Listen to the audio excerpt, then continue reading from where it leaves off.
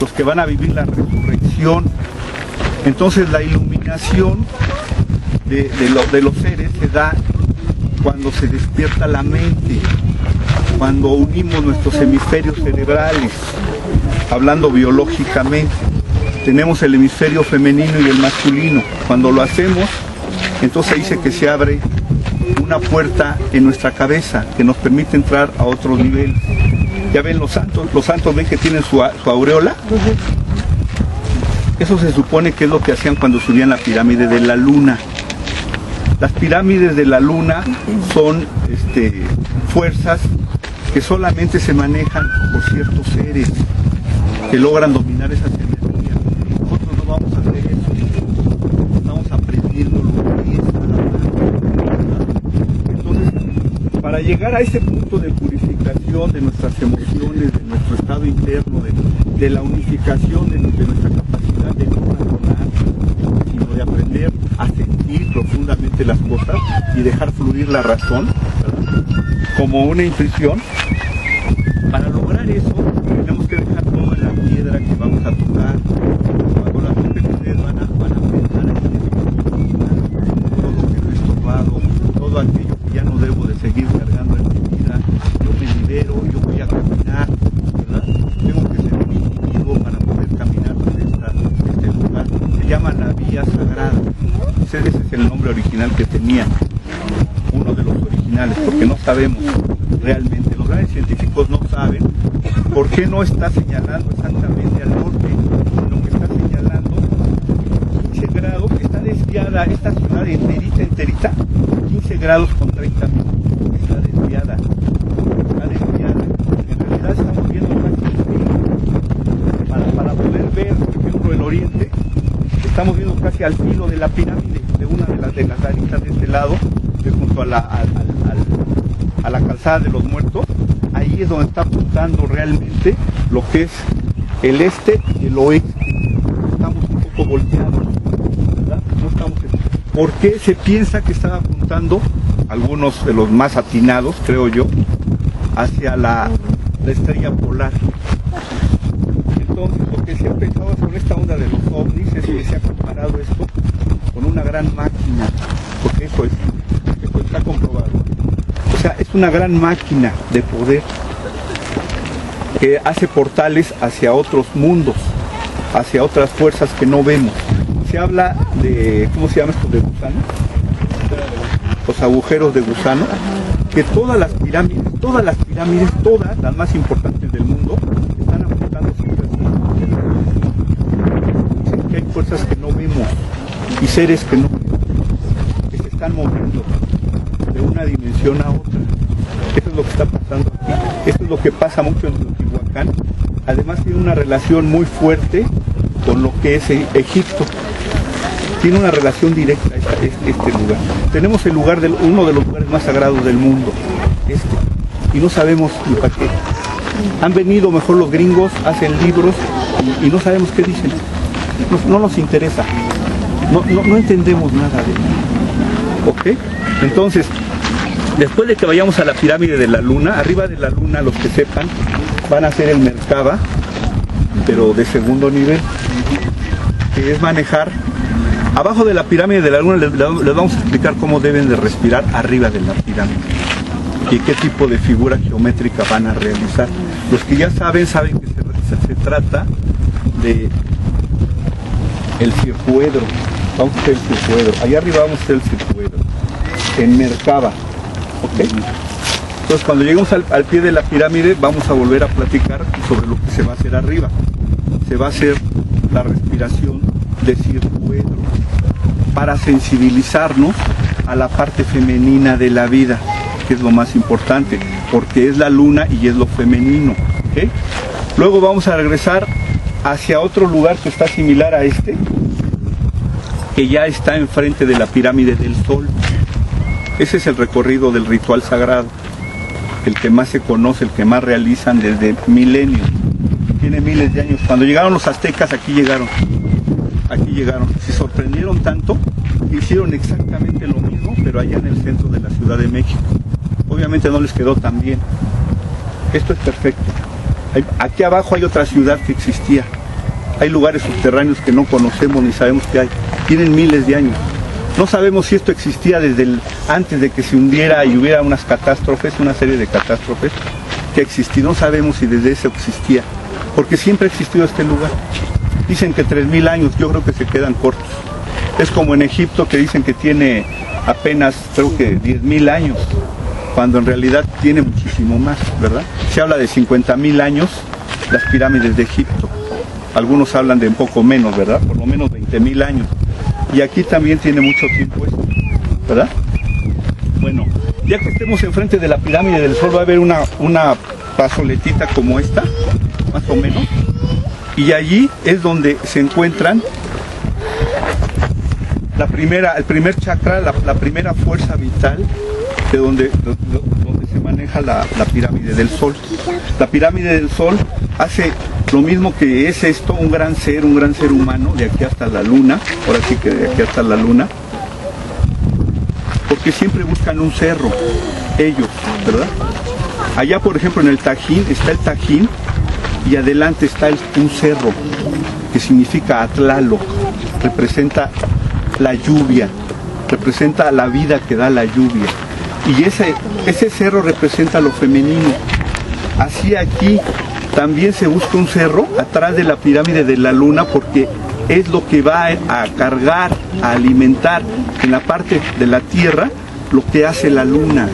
Allá arriba es muy difícil tener control de nuestra mente, cuesta mucho controlar nuestra mente. Generalmente no tenemos control de lo que pensamos, y subiendo esa pirámide de la luna cuesta mucho. Pero una vez que bajemos y logramos controlar un poco nuestra mente, vamos a poder pararnos en la plataforma que les digo, donde han llegado grandes maestros como el Dalai Lama, ¿verdad?, que saben de estas cosas, los tibetanos, y allí se cargan de una energía ya diferente, que tiene que ver con un despertar de la parte masculina de la vida, ¿verdad? Porque primero fuimos a la parte femenina, que representa el despertar de nuestra propia intuición en la luna. Ya que nos paremos allí, vamos a quedar de frente, hagan de cuenta que esa fuera la pirámide del Sol, y va a haber una puertecita que a lo mejor no todos logramos notar, pero esa puertecita es un túnel subterráneo como de 100 metros.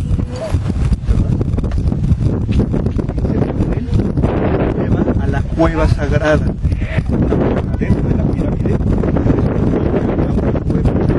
o sea que es hueca, pues, la pirámide no se sabía, se estaban locos los que decían que eso era posible, que las pirámides son huecas, y abajo de la pirámide hay otra pirámide. Se pensaba, ahora ya se descubrió hace poco, no tiene mucho, en el 87, creo, no me acuerdo qué año exactamente se descubrió la cueva que hay allá. Aquí también se descubrió una cueva sagrada, ¿verdad? Pero es muy importante porque señala los 4 puntos cardinales, la cueva, el manejo de los 4 elementos. Lo importante de esa pirámide era poder despertar la pirámide.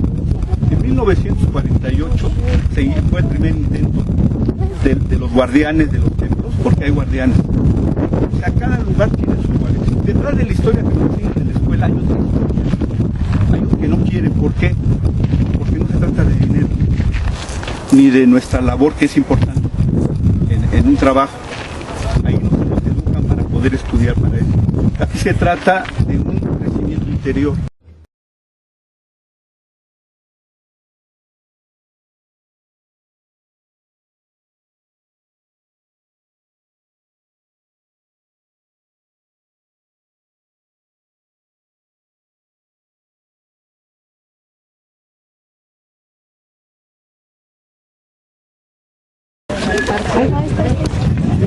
Entonces me quedé, esperamos a los lentos. Los lentos, primera madre. No, ya se ve a la cámara. Primera madre, saludo. Está bajando blanca, ¿verdad? Entonces, crearon 2 razas, una muy débil de enanos y otra muy fuerte de gigantes. Después de que las crearon, vieron que no podían dominar porque no había armonía entre ellas, no había armonía, había muchos malos entendidos entre los enanos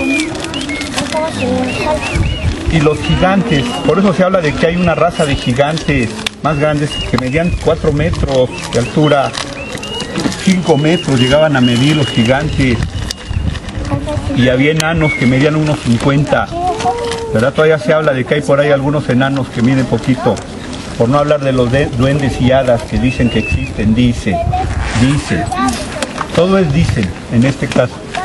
Pero después de eso entonces dijeron que iban a hacer un sol a partir de los hombres más poderosos, para que pudieran resistir esa energía y tal vez así se encontrara el equilibrio, la raza, la edad perfecta. Han buscado ellos la edad de oro, eso es lo que han buscado. Entonces lograron crear, primero se empezaron a pelear dos prospectos, no me acuerdo bien de sus nombres. Uno iba a ser el sol y otro iba a ser la luna. Por ahí revisen la leyenda teotihuacana y verán que así es. Uno iba a ser el sol y otro la luna, pero el sol tenía miedo de lanzarse al fuego, porque tenía que lanzarse al fuego para convertirse en sol. Lo intentó 4 veces, que es la síntesis de las 4 edades que ha habido. Ha habido cuatro grandes ciclos de 25,000 años, se dice, que de 25,000 años, ciclos menores de 5,000 y tantos, ¿verdad? Pero los que valen son esos de 25,000, y entonces se intentaron varias humanidades en cada momento. Entonces, como hizo 4 intentos, el que se iba a convertir en el sol era un guerrero, de los mejores guerreros del mundo, humano. Lo prepararon los 4 hermanos. Aunque se peleaban, se amaban los 4 hermanos. Así se llevaban, medio pesadito.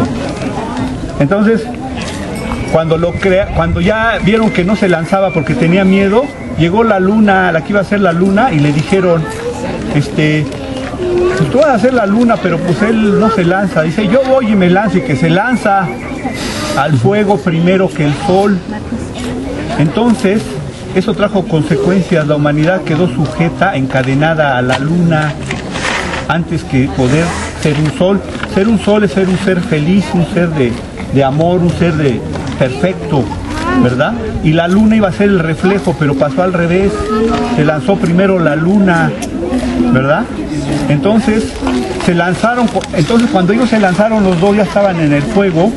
Esperaron los 4 hermanos, estaban esperando a que salieran. Esperaron varios días, como 5 días, porque en ese momento cayó de la divinidad, vino un águila y un ocelote, un águila. Los dos aves entraron, que iban a ser la parte humana, el ocelote, y la parte sagrada, o sea, el kundalini, precisamente la columna vertebral, el sistema nervioso, iba a ser el águila. El águila tiene un gran poder en la tradición, igual que la mariposa. La parte femenina del águila es la mariposa, tiene gran poder y es un gran simbolismo. Entonces, cuando eso pasó, a los 5 días, que de las cenizas, así como el ave fénix, que sale el águila volando, y entonces apareció Ollin Tonatiuh, que está en el centro del calendario azteca. Les gustó tanto la leyenda que en el centro del calendario azteca pusieron a Ollin Tonatiuh. Es la cara de uno como persona, ¿no? Ven así como el rostro. En el centro del calendario azteca, fíjense bien, que hay así como 4, y luego en medio del centro es una carita, es el 5.º sol.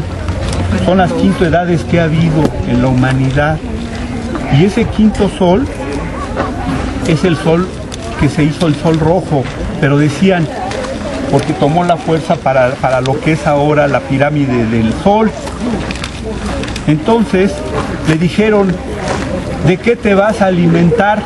Pero como hubo una ventaja de la luna sobre el sol, la humanidad no nació bien, completita. Hubo deformación psicológica en la humanidad, ¿verdad? Y dijo Tonatiuh Sol, yo me alimento de la sangre humana, ¿verdad? Entonces se llamó Ollin porque el movimiento se hizo de aire y de hambre. O sea, todo lo que iba a mover a esta humanidad iba a ser el aire, que son la mente, la razón superior, el desarrollo de la razón superior, y el hambre de necesidades materiales, de necesidad de comer, de los instintos básicos que tenemos. La luna fue más fuerte que el sol en un momento dado de la creación, ¿verdad? Entonces tendemos más a la necesidad de luchar unos contra otros para que haya sangre. Es la lucha de los fuertes sobre los débiles, y por eso tuvimos que alimentarnos de los más débiles, de la sangre de los más débiles. Así está hecha la humanidad, por medio de la cadena alimenticia. Los fuertes se alimentan de los débiles. Y la pirámide de la luna, cuando han venido videntes a verla, en el nivel inferior de la pirámide de la luna está registrado todo lo que corresponde a las guerras y la historia de la sangre en el planeta. Es la capacidad que tiene esta pirámide. Es de la pirámide de la luna más poderosas que hay. Y se dice que está conectado al centro de la galaxia. Por eso, antes de cada catástrofes, que son este fin de este ciclo, vamos a entrar al sexto sol a partir del 2013. Dicen que en marzo vamos a entrar al quinto sol. Las cosas van a tardar años, van a tardar 100 años. No va a ser inmediato que ya entramos al sexto sol, perdón. Vamos a entrar al sexto sol, ¿verdad? Y siempre aparecerá maestros que dominen el número 52, ¿verdad? Ya sea porque tengan en edad 52 años, tengan una relación a esa cruz celeste, que es la que hay que trasladar desde allá. Desde el principio es la cruz terrestre, donde estábamos en la ciudadela.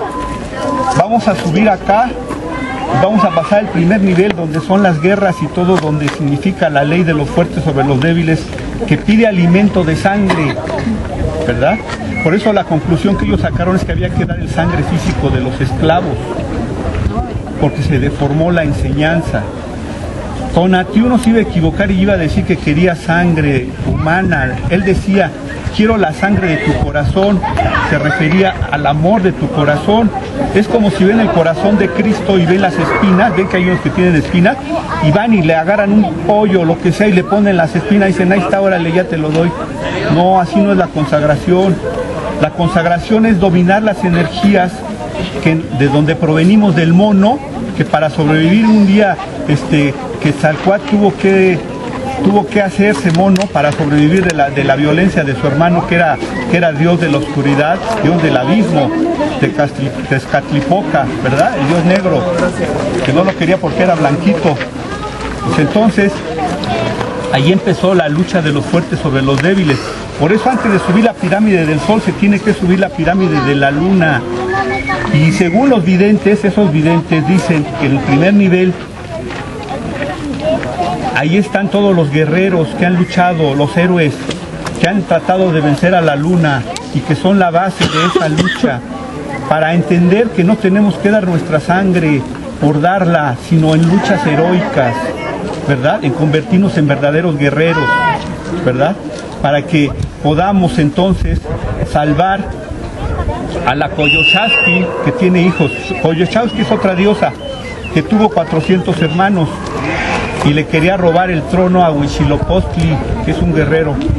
Es otra historia, pero no me voy a meter mucho en esa, nada más que la sepan. Y allá en el Coatepec, Huitzilopochtli logró vencer a su hermana y despedazar Coyolxauhqui, la luna, que tiene que ver con la pirámide de la luna. Y en el siguiente nivel, entonces van a encontrar a las doncellas, lo que es el verdadero femenino en su pureza, ya no corrompido por la ley, la cadena de la muerte eterna, ¿verdad? Que es la sangre física, sino que ahora ya se entra a otro nivel y empezamos a cambiar nuestros modos de alimentación, ¿verdad? Empezamos a sentir la necesidad de alimentarnos con mayor pureza, ¿verdad? Con animales más puros, ¿verdad? Ha salido esa contaminación. Por eso dicen que en el segundo nivel, en el siguiente nivel, ahí por donde están las personas más o menos un poquito, que en ese nivel ahí ya están las jovencitas vírgenes, las que son eternamente doncellas, las que se entregan a los hombres para crear la humanidad del sexto sol. Y eso es lo que estamos viviendo en estos tiempos. Estamos viviendo ese renacer. Ustedes son privilegiados también por esta época. Hay mucha sobrepoblación, se dice que porque muchos quieren ser testigos de ese cambio de la humanidad, ya no cabemos en el planeta. Pero ese cambio, aunque vean cosas que pasen muy feas, no son malas, son curaciones que está sufriendo la tierra, necesita ser recuperada. Entonces va a surgir el sexto sol. Entonces cuando venimos caminando, venimos de la crucifixión hacia la resurrección, ¿verdad? Es esta pirámide, también se le conoce como la pirámide de la resurrección. Y luego la pirámide de la ascensión, que es la pirámide del sol.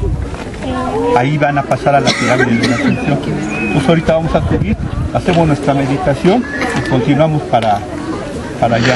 ¿Alguna duda, pregunta, comentario? El negro es el dios del abismo, algo así como Plutón. Y para allá, ¿para aquel lado?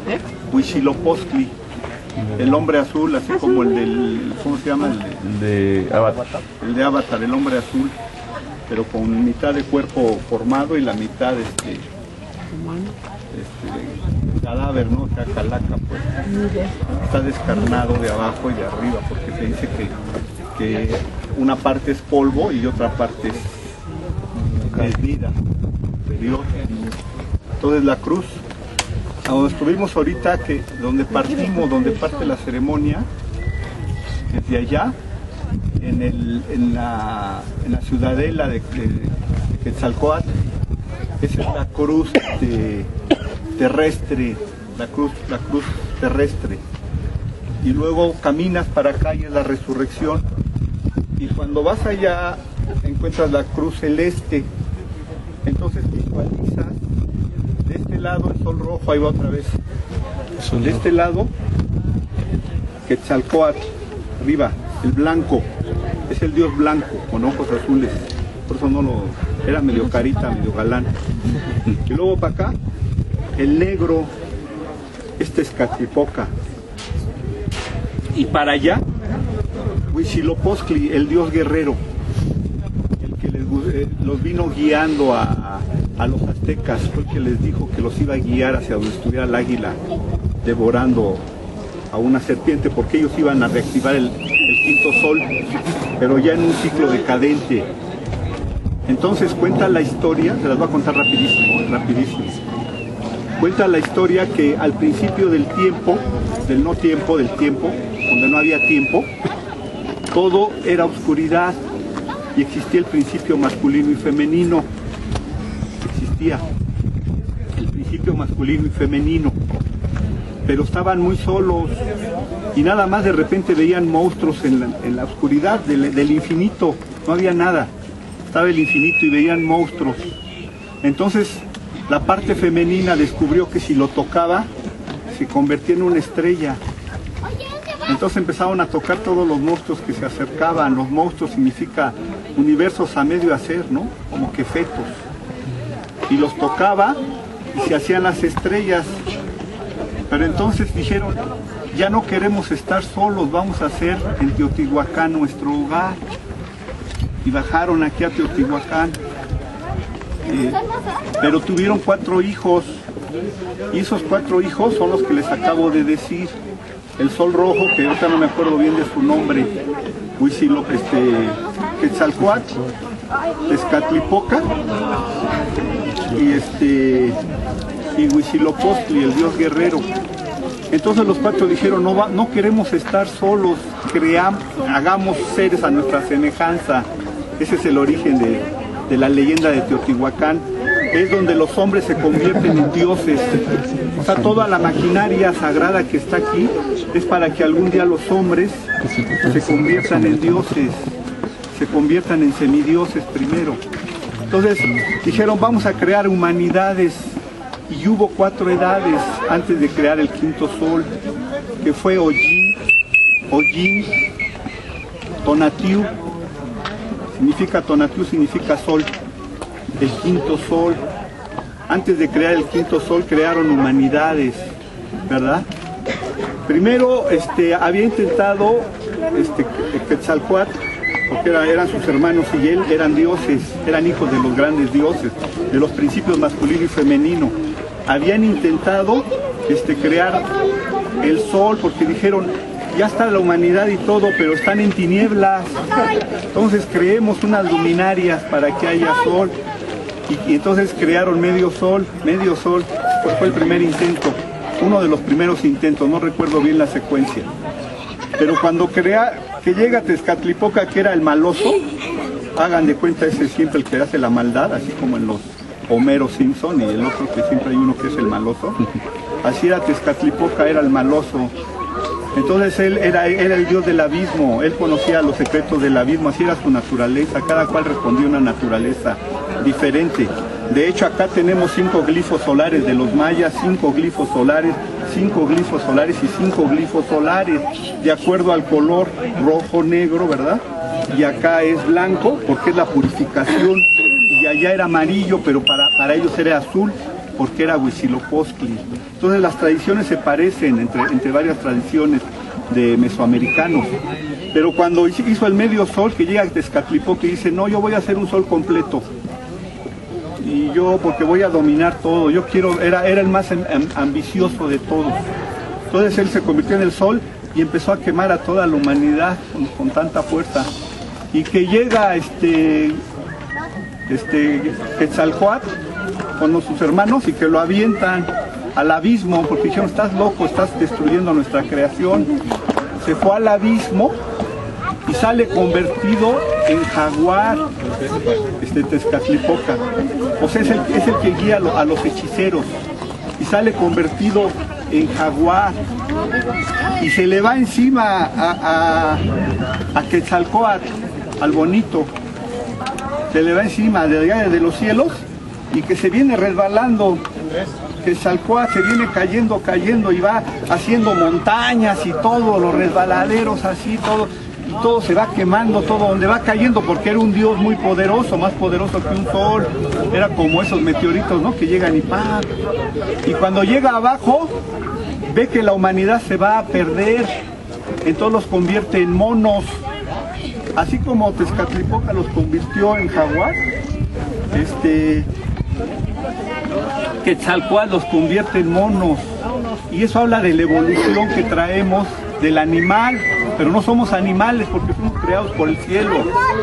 Pero él, para sobrevivir, vivió la cadena alimenticia del fuerte sobre el débil, tuvo que hacerlo. Ellos no sabían cómo crear, aprendieron, tuvieron que aprender, aunque eran dioses, no saben cómo aparecieron. Ellos también están estudiándose, entonces de los monos provenimos, y ahí fue tomada la genética, ¿no?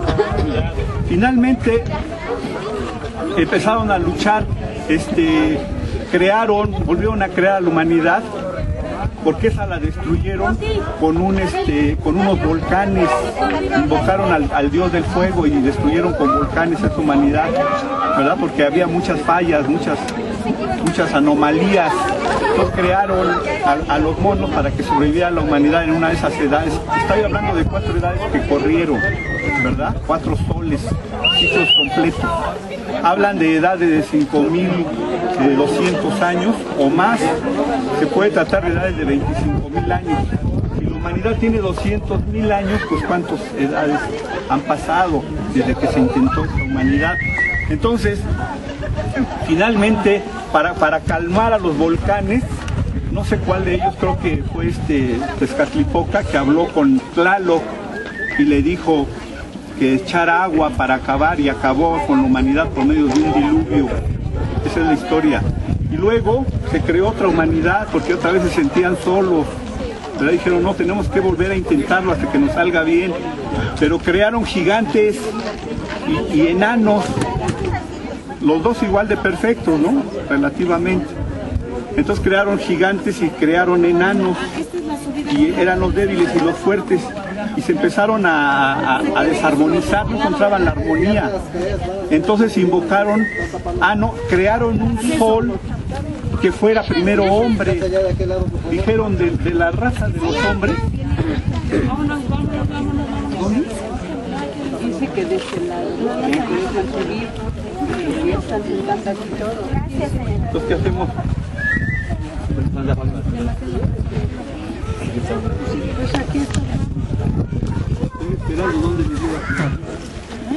Entonces, llegó un ser que en 1968 activó la pirámide de la Luna y produjo todo el movimiento del 68, no solo aquí, sino en varios lugares de Europa. O sea, esta energía se expande, ¿verdad? Entonces, la pirámide del Sol representa también un hombre gigante que también tiene su energía que va a subir hacia la cima. No se despierta hasta que se abren todos los sellos. El Dalai Lama vino aquí en 1992, se paró en la planicie donde vamos a parar y ahí activó una energía, dicen los tibetanos, dicen. Es decir, sí existe el dato de que vino y se presentaron y que no los querían dejar pasar y que al último momento habló el presidente y dijo, sí, déjenlos pasar. No nos conviene tener malas relaciones con el Dalai Lama. Entonces los dejaron pasar, pero ellos insistieron en venir en cierta fecha. Porque ya se había abierto la puertecita que van a ver, es un túnel que ahora deja entrar, ver que sí existe algo adentro. Y ahora ya se sabe que existe adentro. Y vinieron y hicieron un ritual primero en 1968. Una mujer vino el 21 de junio y hizo un ritual adentro de la pirámide. Y se empezó la activación, que querían preparar, nunca nos van a dejar sin nada. Querían preparar a nuestras energías para 1992. Por eso algunos de las pirámides dicen, aunque no sepan qué onda, hagan el recorrido, vengan, pasen, hagan el recorrido que ahorita van a ver cómo es, háganlo. Pero hay una carga de energía que les va a permitir comprender nuevamente, ¿verdad? Tener un corazón más fuerte, más abierto, algo diferente a lo que hemos estado educados, ¿verdad? Que nos ha impedido crecer como estado de conciencia. Ahora, de ahí de esa puertecita sale una energía que empezó a emanar hacia el centro. Se necesitaban 40,000 gentes para que se activara otra energía que está más arribita, a un nivel que no está prohibido entrar. Hay una plataforma, pues yo creo que de este tamaño, la mitad tal vez de esto, donde se paran y ahí hablaban los reyes, los emperadores. Ahí sigue esa plataforma, yo te la voy a mostrar si la veo. Ya tiene rato que no vengo. En esa plataforma le hablaban a la gente. Si ya estaba activada la parte del interior de la pirámide y esa planicie donde sale una energía, ¿verdad? Que los que tienen ojos para ver la ven, una energía que sale ahí, la gente recicla esa energía y entonces la energía empieza a subir la pirámide. El chiste es de estar consciente de que hay sellos que se han abierto. A partir de 1992, esa energía empezó a fluir en la pirámide, ¿verdad? Estuvo aquí el Dalai Lama, estuvieron unos tibetanos. En el 93, no recuerdo si en el 92 o en el 93, vinieron también unos tibetanos y dieron ahí su ceremonia arriba de la plataforma. Cosa rara, ¿eh? No crean que los tibetanos están viniendo y siempre han venido. No. Esto es algo muy único. Hay problemas con los gobiernos, no dejan que se toquen así nada más las cosas, ¿verdad? Porque si no entendemos, pues a ver cuando entendemos, que nunca vamos a entender, porque no queremos aprender de los que saben. Bueno, esa energía se activó porque había 40,000 personas abajo. Se requiere que nosotros estemos un poco abiertos a ese despertar. Luego sube la pirámide hasta arriba y arriba entonces ya fluye la energía completa, ¿verdad? ¿Qué es lo que está pasando? Es lo que está pasando. Nos adelantamos un año a venir a este lugar, ¿verdad? Es decir, esto debía empezar a fluir desde el 2012, 21 de diciembre, pero a veces se adelantan los acontecimientos. Esta energía está adelantada, ¿verdad? El deseo de venir yo este día es porque hay una relación con el 52, ¿verdad? Y la energía ya está fluyendo en esa pirámide. Esa pirámide es a través si la mentalizamos, estamos en nuestra casa o en cualquier lugar, lo mismo que la pirámide de Egipto, y ustedes ya la visitaron, su estado de conciencia cambia. son como templos vivos, así como la iglesia. Es lo mismo que ir a una iglesia. También tiene el poder de un templo. Lo podemos estudiar y lo podemos ver. Entonces, una vez que estemos ahí, vamos a subir a la pirámide del Sol, y los que sepan hacer el mercado lo van a hacer normal. O sea, ahora sí con el tetraedro. Y los que no sepan, de todos modos arriba, van a tratar de disfrutar lo que ustedes sientan. Hay que darse a meditar tantito, bueno, no hace, porque justo no es obligatorio. Cuando estemos antes de subir la pirámide, las personas que quieran recibir una bendición no obligatoria van a recibir una energía especial, porque a veces en este tipo de situaciones somos más bien medios para dar cierta energía. Entonces, a veces algunas personas se cortan su pelo porque hay un voto que se llama dejarse el pelo largo. Dejan el pelo largo los niños. No es una tradición especial. Se han quedado los israelitas con esa tradición, los hebreos más bien, los israelitas, se han quedado porque han podido captar esas cosas, de que el pelo es una energía especial, es una energía especial. Imaginen a Jesús con el pelo largo, no era hippie, se dejó el pelo largo, estaba fuera, se adelantó a los 60, no, una energía que él manejó, ¿verdad? ¿Se acuerdan de Sansón y Dalila, que manejó una energía? Esa energía se maneja. Entonces, cuando vienen unas personas que tienen cierto conocimiento, cierta jerarquía y cierto permiso, cortan el pelo a alguien como fin de un voto que se hizo. Se recomienda que los hombres se dejen temporalmente el tiempo, el pelo largo, 3 años, 2 años, y luego se vuelvan a cortar, se vuelvan a recibir. El pelo no está de adorno, el pelo tiene un poder. Tiene que ver con nuestro sistema nervioso directamente. Hace una función en momentos propicios. No siempre está con el pelo largo ni con el pelo demasiado corto. También la mujer, cuando se corta el pelo, se hace más autosuficiente. Cuando se lo deja largo, se hace más pelo. El pelo tiene una función muy importante. ¿Ok? Ahí entonces se puede dar una bendición, que ya vimos que no se puede hacer la ceremonia como se desearía, porque todo el mundo venía y también ponía mucho desorden, ¿verdad? Había magias que no son buenas. Pues por algo se ha tratado de controlar esto. Pero sí una bendición, pues si ustedes la aceptan, yo con todo gusto las voy a dar. Quieran esta bendición antes de subir a la pirámide del Sol. Ya llegando arriba, algunos vamos a encontrar los que están en Merkaba. Y los que no, pues entonces ahí se quedan meditando, pueden hacer lo que ustedes. Si llevan prisa, ya se pueden bajar y adelante. ¿Ok?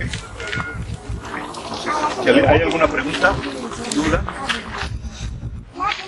Antes de esa pirámide era poder despertar la pirámide. En 1948 fue el primer intento de los guardianes de los templos, porque hay guardianes. O sea, cada lugar tiene sus guardianes. Detrás de la historia que nos enseñan en la escuela hay los que no quieren. ¿Por qué? Porque no se trata de dinero, ni de nuestra labor, que es importante en un trabajo. Ahí nos educan para poder estudiar para eso. Aquí se trata de un crecimiento interior. Todo está ligado a un crecimiento interior. Por eso, en fechas especiales como esta, el sol está quieto. El sol, ¿qué aspecto hace cuando entra a esta estación? ¿Cómo se le llama? Solsticio de invierno. Solsticio de invierno. Solsticio de invierno. Solsticio. Equinoccio es cuando es equivalente, o sea, días y noches iguales.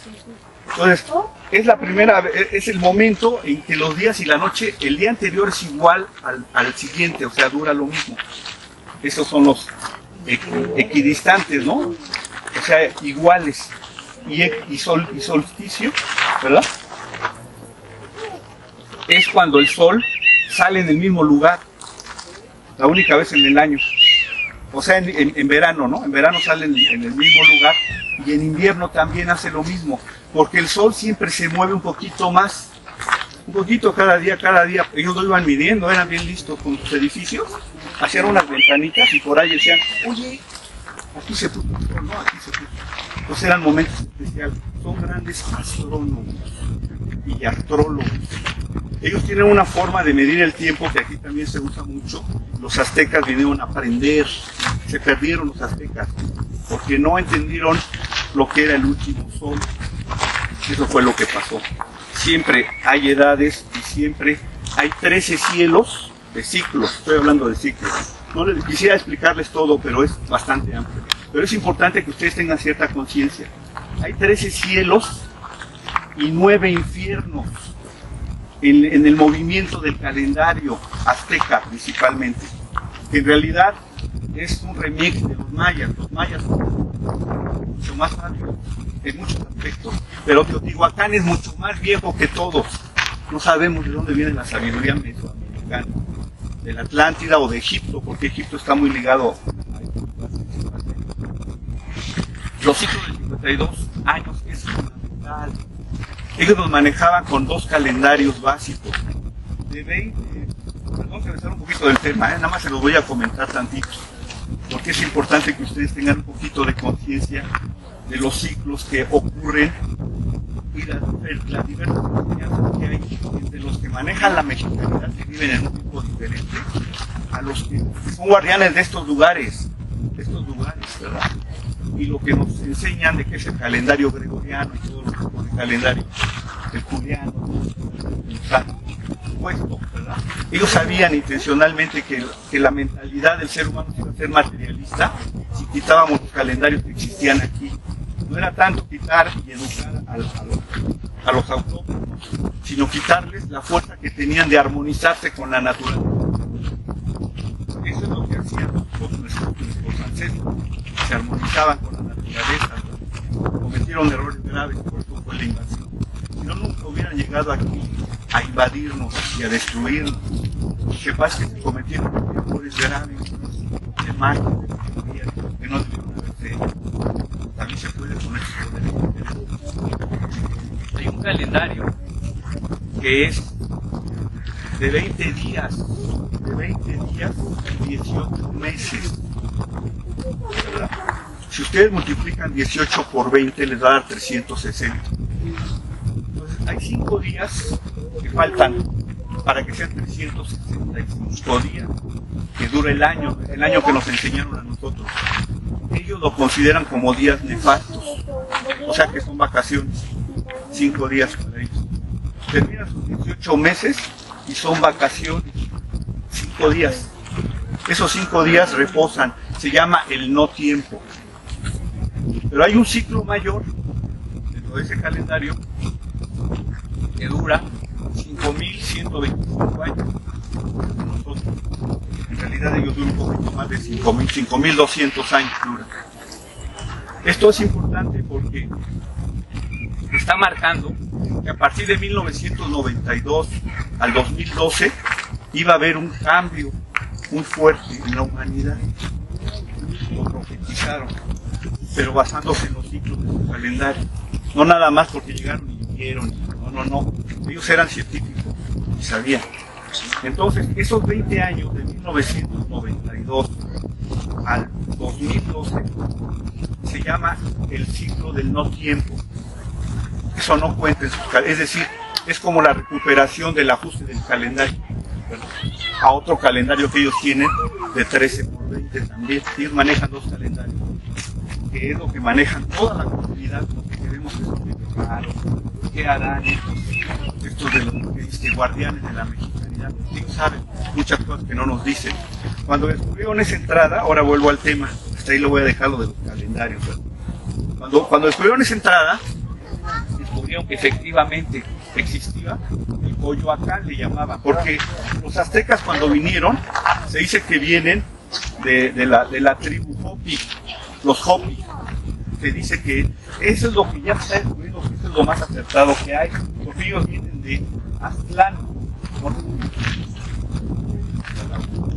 Ellos vienen de Aztlán, decían, venimos de la tierra sagrada de Aztlán, los mandaron a que recorrieran hacia el sur, ¿verdad? Pues de allá se dice que los Hopi surgen del ombligo de la tierra, de abajo de la tierra y salen, ¿verdad? Y que mandaron una tribu, que la tribu perdida de Israel, hagan de cuenta, pero aquí de México, a que fuera a encontrar las señales que debía encontrar eran los aztecas. No se sabe si los mandaron porque eran burros o porque eran sabios. El chiste es que ellos seguían a Huitzilopochtli, ¿ok?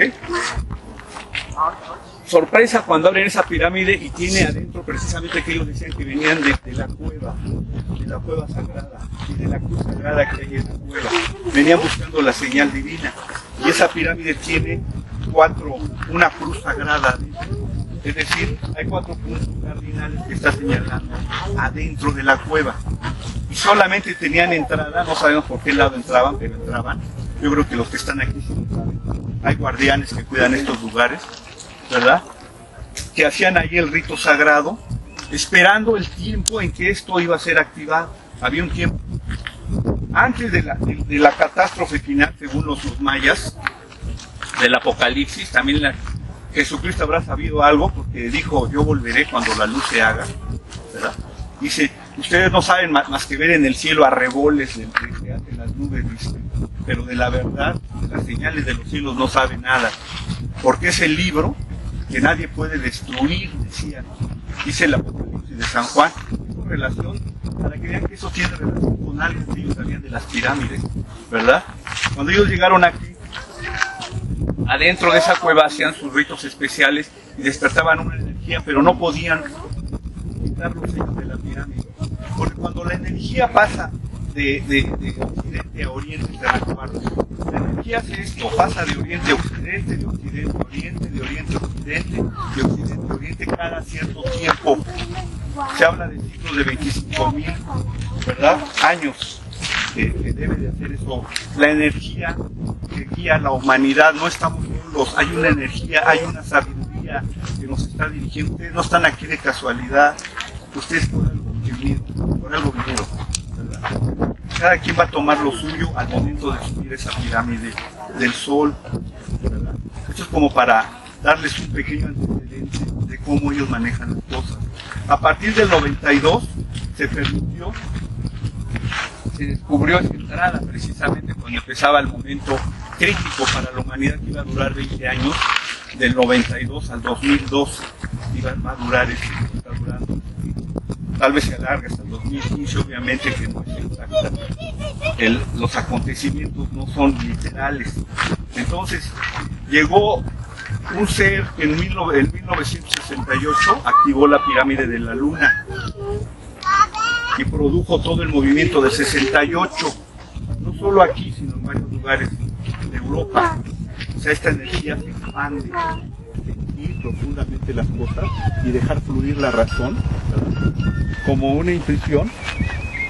Para lograr eso, porque no había armonía entre ellas, no había armonía, había muchos malos entendidos entre los enanos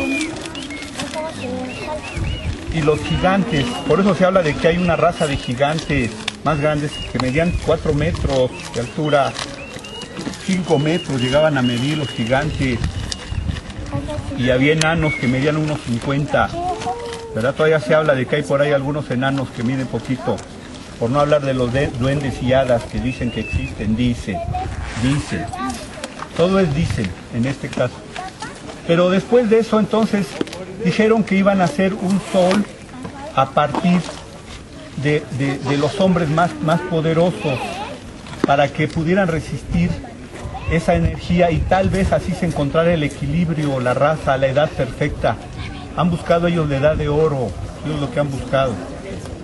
Entonces lograron crear, primero se empezaron a pelear 2 prospectos, no me acuerdo bien de sus nombres. Uno iba a ser el sol y otro iba a ser la luna. Por ahí revisen la leyenda teotihuacana y verán que así es. Uno iba a ser el sol y otro la luna, pero el sol tenía miedo de lanzarse al fuego, porque tenía que lanzarse al fuego para convertirse en sol. Lo intentó 4 veces, que es la síntesis de las 4 edades que ha habido. Ha habido 4 grandes ciclos de 25.000 años, se dice, que de 25.000 años, ciclos menores de 5.000 y tantos, ¿verdad? Pero los que valen son esos de 25.000, y entonces se intentaron varias humanidades en cada momento. Entonces, como hizo 4 intentos, el que se iba a convertir en el sol era un guerrero de los... Es importante tratar el tema del ajuste de calendarios en el mundo.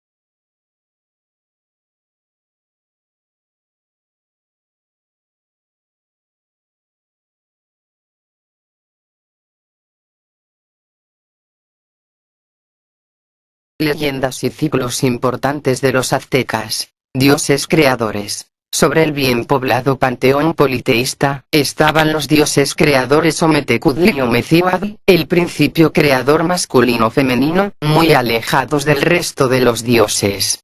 No recibían culto directo y habitaban en lo más alto de los cielos.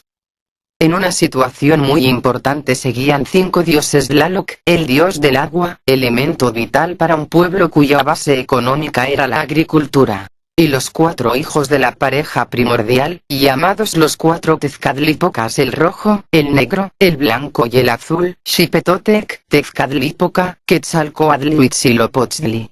Aunque todos eran de gran importancia, junto a Tlaloc, Huitzilopochtli ocupaba el sitio de honor en el templo mayor de Tenochtitlan, ya que este dios hizo de los aztecas un pueblo escogido, y fue quien los condujo a la cúspide del poder. Tezcatlipoca y Quetzalcóatl, creadores del mundo y de la humanidad, en muchos de los mitos, eran dioses antiquísimos, en ocasiones de acuerdo y a veces en lucha, y simbolizan la oscuridad y la luz, la bondad y la maldad. Quetzalcóatl era el dios del viento, Tezcatlipoca era el viento negro de obsidiana. Quetzalcóatl había llevado la prosperidad a Tula. Tezcatlipoca lo derrotó, lo desterró y exterminó a ese pueblo. También deidades de gran importancia eran la tierra, Tlaltecutli, señor de la tierra, monstruo andrógino sediento de sangre, llamado a veces lagarto, conejo o diosa, y Mictlantecutli, señor del país de los muertos, que se cuenta entre los primeros dioses creados.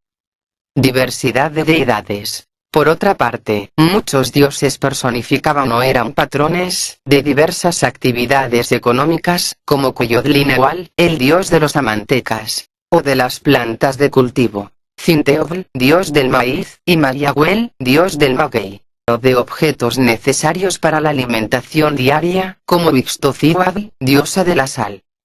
En muchos casos, una sola deidad reuniría varias advocaciones y era patrona de diversas cosas. Por ejemplo, Quetzalcóatl, la serpiente emplumada, era un héroe cultural, dios del aire y del planeta Venus, patrón del sacerdocio, de la sabiduría y de los mercaderes en Cholula. También era sostenedor del cielo y creador de la humanidad. Aparte, los genios o pequeñas deidades, benignas o malignas, poblaban el mundo mágico de los aztecas. Los Tlaloques, ayudantes de Tlaloc. Las Tzitsimime, figuras descarnadas de mujeres que habitaban en la oscuridad. Los mexicas llamaban Iluicatl al cielo. Con esa misma palabra designaban la vasta extensión del océano. Estratos celestes. Los aztecas creían que el cielo estaba dividido en varios estratos: 9, 12 o 13, según distintas tradiciones. Estas ideas todavía perduran entre los totonacas. En el estrato número 13, tampoco es mencionado, sitúa a la pareja creadora que llama Ometecudli Omecihuatl, Tonacatecudli y Tonacacihuatl Xochiquetzal. Los mexicanos concebían al cielo en forma de pirámide. Basan esta suposición en que cada uno de los 13 regentes de los días que aparecen en el Códice Borbónico y en el Tonalamadl de Aubin, como ya se ha dicho, se identifican con los moradores de los 13 estratos celestes, están acompañados por sendos volátiles. Excepto el séptimo, que es una mariposa, son aves. Con esto se reconstruyó la pirámide celeste de 6 escalones de cada lado y uno en la cúspide. En cada escalón se situó a uno de los 13 dioses de los días, así quedaron 6 ascendentes y 6 descendentes. Schubart añade que de un cielo piramidal escalonado en el que las aves de los dioses ocupantes de los 6 primeros lugares ascendentes parecen volar hacia arriba, que el séptimo dios, Tonacatecudli, en el escalón más alto, es la única deidad con una mariposa y que las aves de los 6 dioses descendentes vuelan hacia abajo. La cultura mexica y su relación con los astros. Nanahuatzin y Tecuzitecatl. Después de los terribles cataclismos que asolaron el mundo e impusieron un largo periodo de tinieblas, los dioses se muestran alarmados porque no aparece nada ni nadie que augure el surgimiento del nuevo sol futuro. En estas condiciones aparecen Nanahuatzin y Tecuzitecatl, que se ofrecen a resolver la situación. Ambos hacen su penitencia ritual durante 4 días, y al fin se lanzan a una gran hoguera que lleva ardiendo al mismo tiempo. El primero y más osado para arrojarse es Nanahuatzin, deidad que significa el que tiene llagas o pústulas. En el mito aparece como pobre, enfermo, llagado, afligido e impotente, sin embargo, al contacto con el fuego se purifica y sublima, hasta convertirse en Tonatiuh, o Sol, deidad suprema. El otro personaje del mito, Tecuzitecatl, es el dios de la fecundidad y se le atribuye el caracol, figura con que se representa, a veces, su imagen. Él tardó más en arrojarse al fuego, aunque finalmente lo hizo, convirtiéndose en deidad de la luna con representación femenina o masculina. Todo este mito parece ocurrir en Teotihuacán bajo el carácter propio de los guerreros llamados águilas y tigres que tanta relevancia tuvo en la vida azteca. Astros. El calendario solar estaba dividido en 18 meses, de 20 días, lo que hacía 360 días, más 5 días llamados Nemontemi, los que sobran. El calendario ritual o Tonalpoalli, cuenta de los días, consiste en 260 días, que era una combinación de series de 20 signos, que llevaban distintos nombres de objetos y de animales y de 13 números. En combinación con el solar, el ciclo venusino ejercía una influencia más directa sobre el lado del individuo, ya fuera que lo atacara en forma personal o a toda la comunidad. Todo parece seguir un orden cósmico, del que, por supuesto, no escapa el hombre. Venus y Mercurio. Según la mitología, los astros encarnan a determinado personaje, la deidad reencarna en el astro, así por ejemplo, Quetzalcóatl se transforma en Venus. Venus es el astro más brillante del firmamento. Es un planeta con órbita interior a la Tierra, lo que hace que, en nuestras latitudes, se eleve o se ponga 3 horas antes o después que el Sol. Durante 236 días surge por el oriente como astro matutino, luego desaparece durante otros 90 días para resurgir por el poniente como astro vespertino durante 250 días. Desaparece, una vez más, durante 12 días en su conjunción interior. El calendario de 260 días se basaba en la aparición de la estrella. El colibrí podría ser un ave asociado a Venus, ya que aparece en el tocado de muchas de sus representaciones. Quetzalcóatl significa la serpiente emplumada, lo cual no implica que este dios o Venus estén asociados a todas las serpientes, pero sí, con seguridad, a ese tipo de serpiente. El símbolo de Seacatl simboliza a Quetzalcóatl y al mismo Venus. Xolotl podría corresponder a Mercurio. En esta forma, se explicarían muchas de las características comunes con Quetzalcóatl y Venus.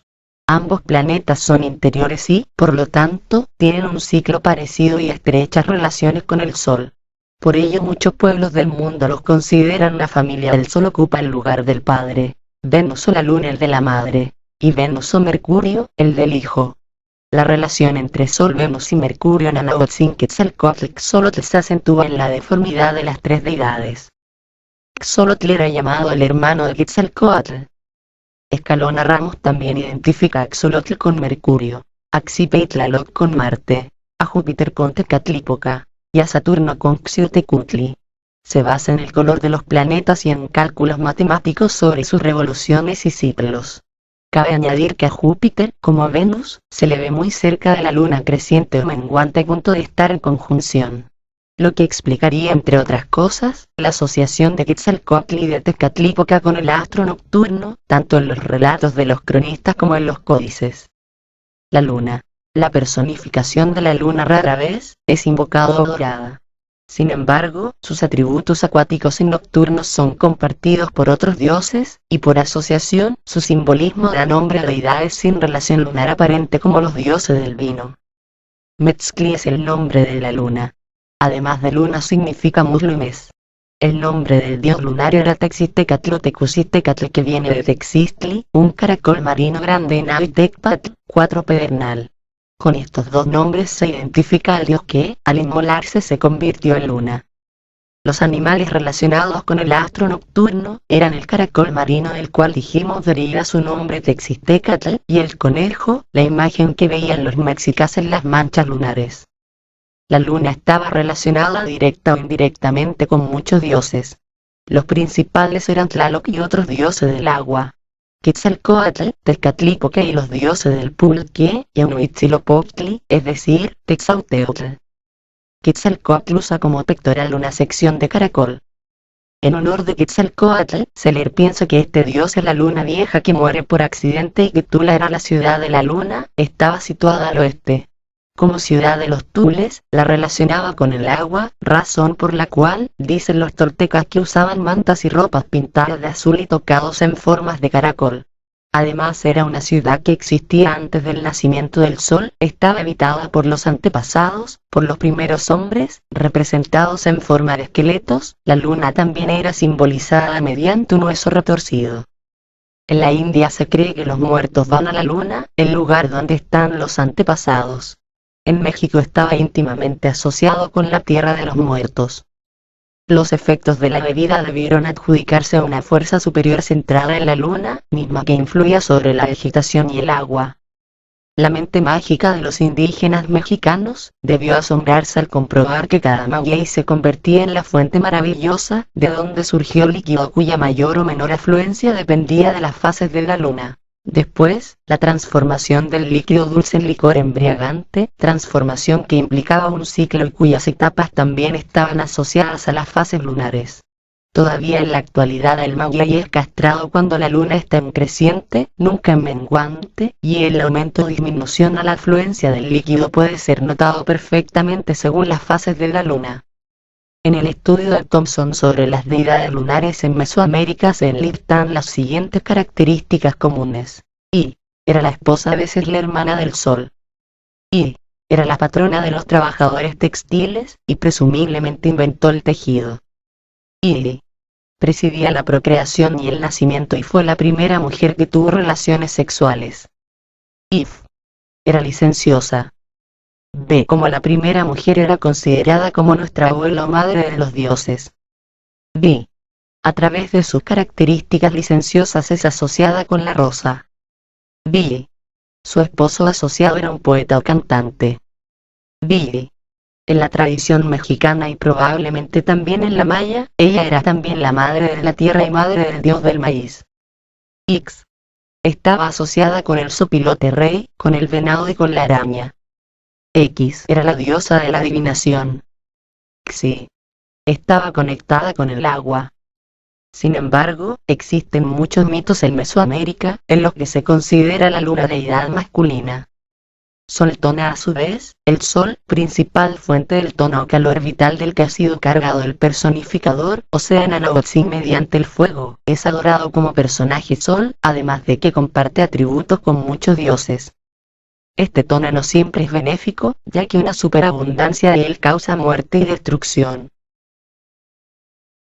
Nota adicional. En la tradición de sabiduría mesoamericana se explica que existen ciclos de 52 años, de los cuales 13 son llamados cielos y 9 son llamados infiernos. Se representa con una pirámide de 6 pisos y una cima séptima. 6 escalones ascienden y 6 descienden. En el séptimo está Dios con una mariposa. Y abajo de la tierra, en su interior, está otra pirámide invertida que debe ser de 4 escalones ascendente y descendente igual 8 en la cúpula. 52x9 igual 468. 13 más 9 igual 22. 22 ciclos x 52 años 0 1144 años gran ciclo. El último ciclo y primer infierno para los aztecas que fueron conquistados, se dice que comenzó en 1519 DC. 1519 más 468 igual 1987, 21 de marzo donde reinicia el primer cielo. Los sostenedores del cielo Tezcatlipoca y Quetzalcóatl se metieron al centro de la tierra. Se transformaron ellos mismos en los árboles Tezcahuitl y Quetzalcoatl, y, con ayuda de 4 hombres llamados Cotemoc, Izcoatl, Izmaye y Tenesuche, elevaron el cielo y lo sostuvieron para evitar que volviera a caer. Si contamos árboles y hombres, serían 8 o 6 los sostenedores del cielo que, sin duda, corresponderían a distintos rumbos del universo. Se relaciona a los distintos rumbos del universo, con Quetzalcóatl, Tezcatlipoca, Mictlantecutli y Tlahuizcalpantecutli. En los 4 puntos, Ne, No, So y Se, sostenían el cielo sus signos calendáricos eran Acatl, Tecpatl, Calle y Tochtli, los Nautex y Tonayi 4 piedras de los días preciosos. En otros muchos pueblos del mundo, el cielo está sostenido por seres míticos, columnas, montañas, árboles. Entre los mexicas, los sostenes eran dioses y árboles. Los mixtecos tenían la leyenda que sobre los techos más altos, de las casas construidas sobre una peña, por la pareja Cemazatl, culebra de león y uno ciervo, había un hacha de cobre con el filo hacia arriba, sobre la que estaba el cielo. Según su atavío el dios más relacionado con el cielo diurno es Huitzilopochtli. Las 2 horas rituales más importantes durante la noche eran las del toque de caracoles. Uno de los ritos nocturnos más importantes se efectuaba cada año, y cada 4 en el mes de Izcalli, con motivo de las celebraciones al viejo dios del año y del fuego se obtenía, conforme al ritual, el fuego nuevo en un altar del cerro de Huixachtecatl. Pero las mayores celebraciones eran cada 52 años, cuando se ataban los años. Todos los fuegos del Valle de México se apagaban y se esperaba la culminación de las Pléyades para sacar fuego nuevo. La noche, el inframundo y el interior de la tierra. En una leyenda acerca del rapto de Xochiquetzal, son mencionadas como el mismo sitio, el interior de la tierra o de la Yainepantiai, los 9 profundos o 9 infiernos, Chignahunictian, a donde fue enviada Xochiquetzal junto con los que la cuidaban, para ser entregada a las tinieblas, o Moyoloayitoatzin. Se trata de una versión parecida a la de Proserpina en mitología griega, la joven diosa de la primavera que fue guardada en el reino de los muertos. Ante todo, el lugar de la muerte está relacionado con el norte, y el interior de la tierra. Según Seler, los Yoalteutin están asociados con los moradores de los 9 estratos del inframundo y ocupan lugares en los escalones de una pirámide invertida, de manera semejante a los 13 señores, regentes de los días. Mariposa, Ollin Sol Durán, menciona en forma muy clara la relación de Ollin con el sol. El signo 17 era el que llamaban Ollin, el vocablo quiere decir cosa que anda o se menea, el signo lo aplicaban al sol. Ollin es el signo o carácter del sol, y está como vimos en forma de una aspa por las 4 puntas, que hace que significa 4 movimientos. También Durán, asemeja el signo Ollin a un devanador, y a una mariposa, cuando se refiere a la imagen del sol que estaba dentro del templo. A un lado del patio estaba la pieza que digo en la cual sobre un altar estaba colgada en la pared una imagen del sol pintada de pincel en una manta, la cual figura era de hechura de una mariposa con sus alas y a la redonda de ella un cerco de oro con muchos rayos y resplandores que de ella salían. Al igual que en Perú, parece que el sol también se representó con un espejo. Durán escribió que Moctezuma primero quiso proceder a inaugurar el gran templo a Huitzilopochtli, pero el Tlacaelel le pidió que esperara porque todavía faltaban algunos detalles, entre ellos el espejo relumbrante que ha de representar al sol.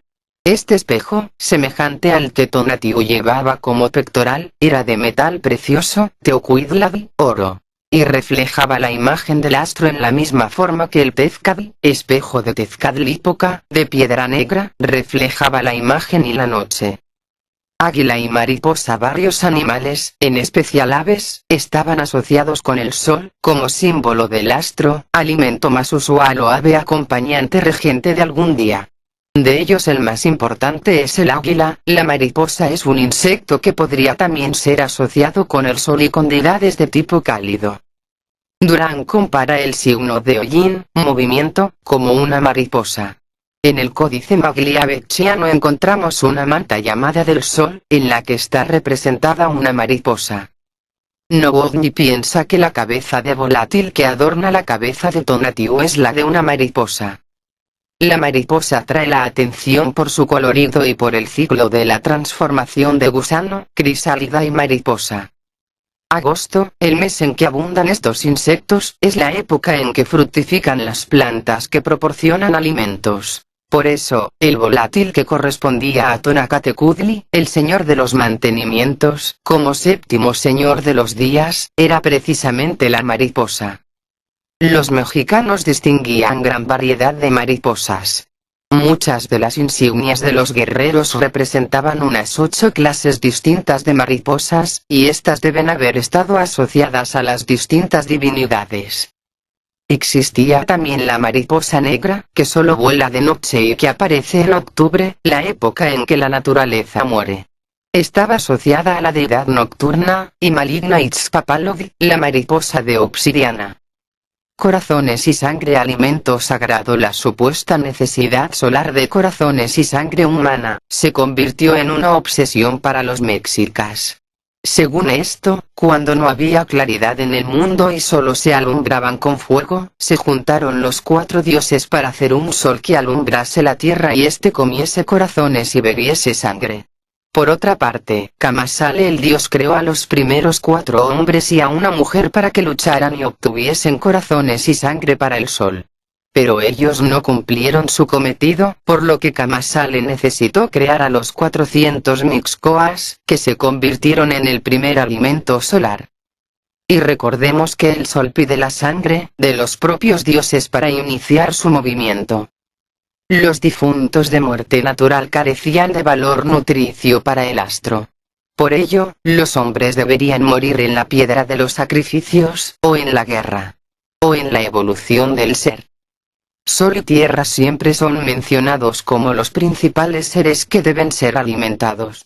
Por eso, los Cuauhxicalli, vasijas del águila, por lo general llevaban representados, en la parte interior, al sol y, en la inferior, a Tlaltecudli, dios de la tierra. Los ayunos en honor del sol eran frecuentes.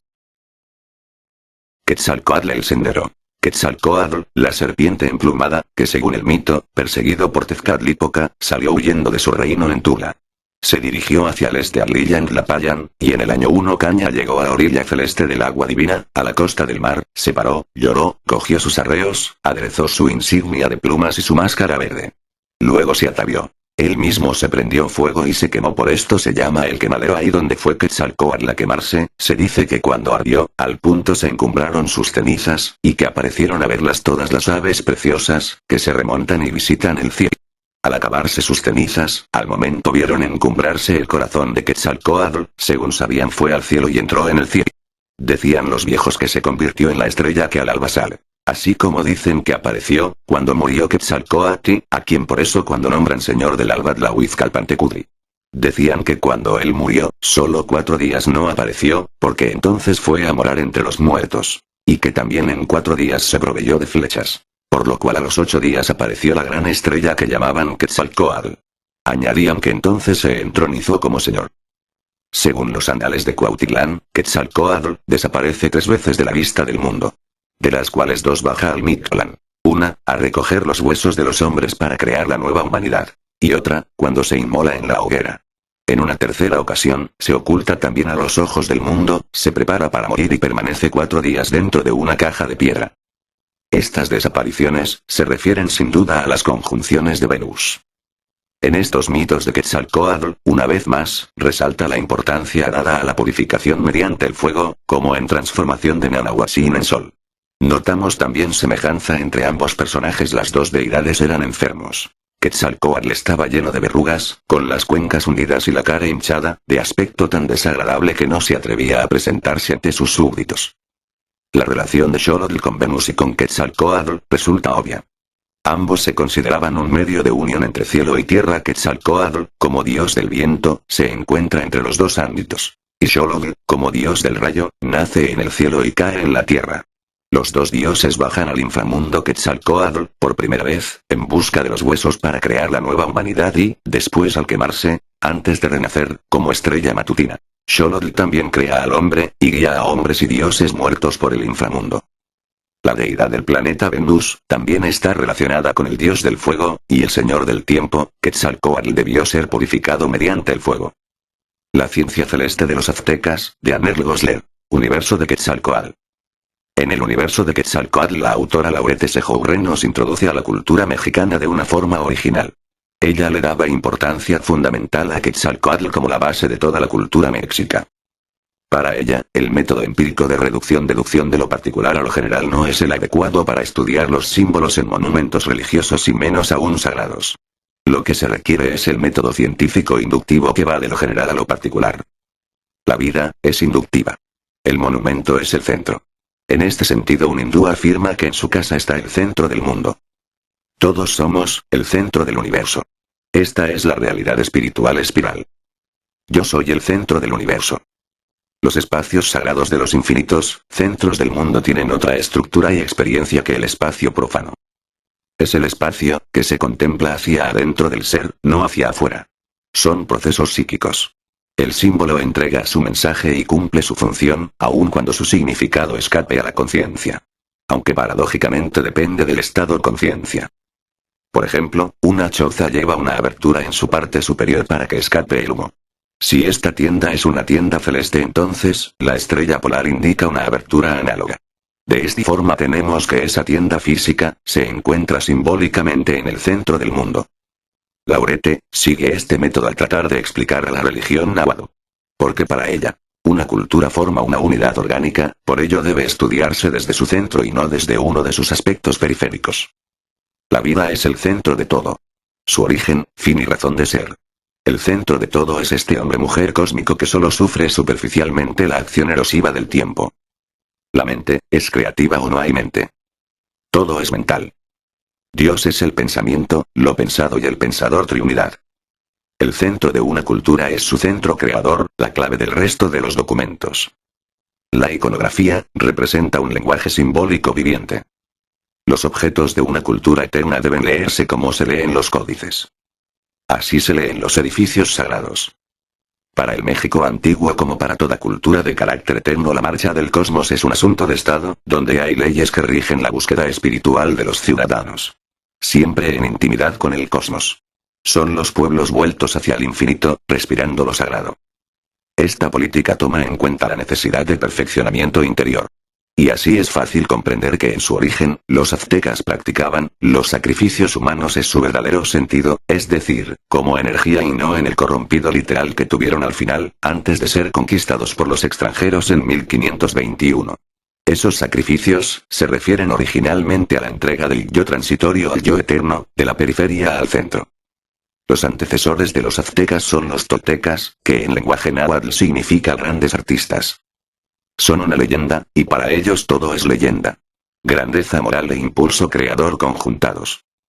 Su héroe central es Quetzalcóatl. Un rey de suprahumana pureza, que un día impulsado por la necesidad de trascendencia completa, se embriaga, lo cual significa que entra en contemplación con el todo, cae en éxtasis. Luego, se enamora de la bella Xochipetl, símbolo de la humanidad. Esto le implica echarse sobre de sí los pecados del mundo, porque siempre que una pareja de seres superiores se enamora, queda entre ellos la redención de la humanidad, para que su amor sea posible. Por eso, la leyenda cuenta que Inconsolable se autoinmola abandonando su bien amado reino de Tula, que en uno de sus significados es centro, encendiendo la hoguera a la cual se lanza el fuego espiritual, los 7 rayos, o las 7 llamas. De esta manera, su corazón es liberado por las llamas y se eleva al cielo transformado en el planeta Venus Amor Incondicional. Esta transformación ocurre después de visitar al Señor del mundo subterráneo, al que arrancará los restos de sus padres. Significa que cambia la genealogía de la humanidad dando origen a una nueva raza. Quetzalcóatl es el rey de Tula, y como tal es una divinidad creadora, pues todo nace del centro.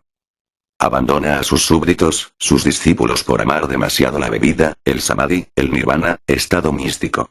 Solamente después, cuando se convierte en cuerpo celeste, se le adora como señor de la aurora. Los toltecas tenían grandes sacerdotes del dios Quetzalcóatl yendo en pos del sol. Es Quetzalcóatl esta fuente del hombre andrógino convertido en luz.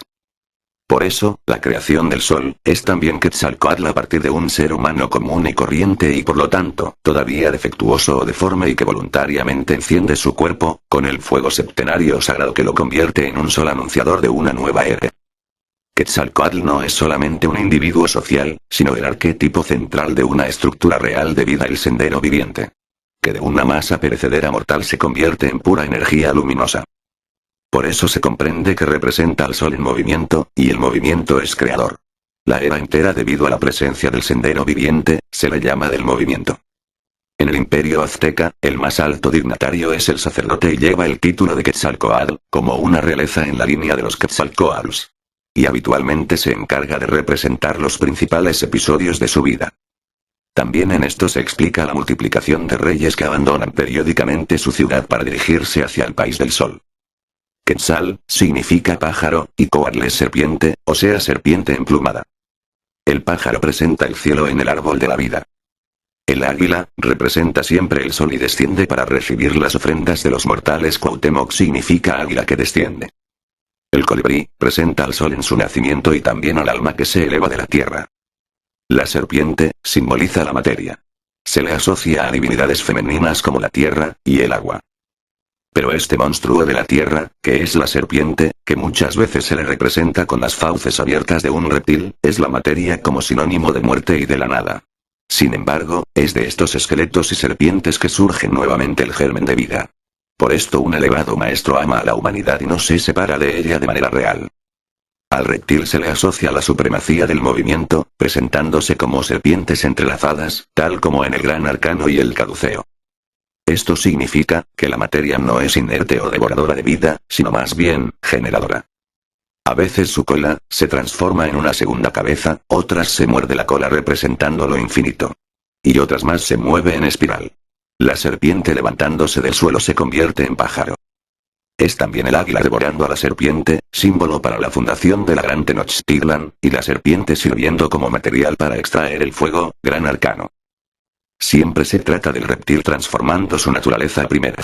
Son las llamas abrazando su cuerpo y es la voluntad de amar para vencer las leyes naturales, uniéndose a los elementos transformadores.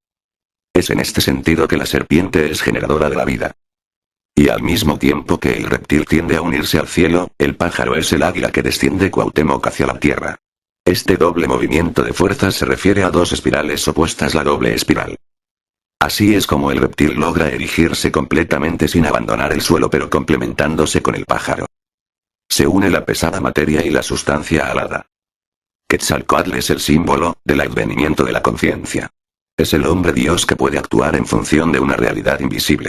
Es el rey místico, el poder.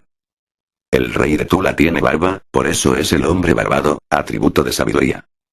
La materia florece a través del sacrificio de lo vil por lo sublime. En realidad se sacrifica lo inútil pero no lo útil porque nadie puede renunciar a lo que le pertenece.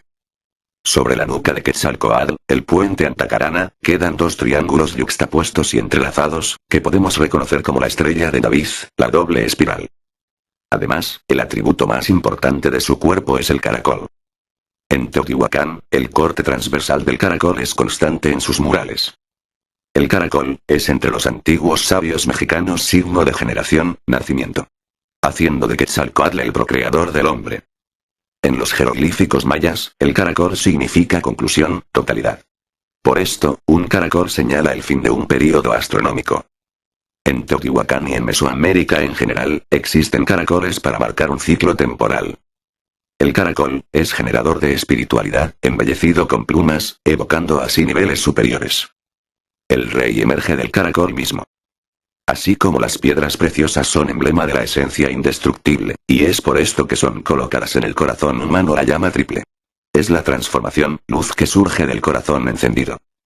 Y estas piedras preciosas se convierten en el verbo encarnado, cuando se colocan en la boca del muerto inmortal. El conocimiento interior llega así al mundo. La existencia del reino de Tula termina en una ruptura del orden natural.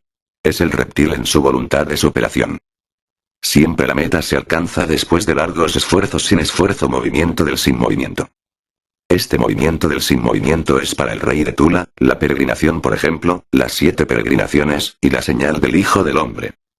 Para la serpiente es la tentativa de erguirse, se trata de Kundalini, la energía sagrada en la base de la columna vertebral que sube, activando todos los chakras y saliendo por el 7º chakra a través de la cabeza del ser humano produciendo la iluminación.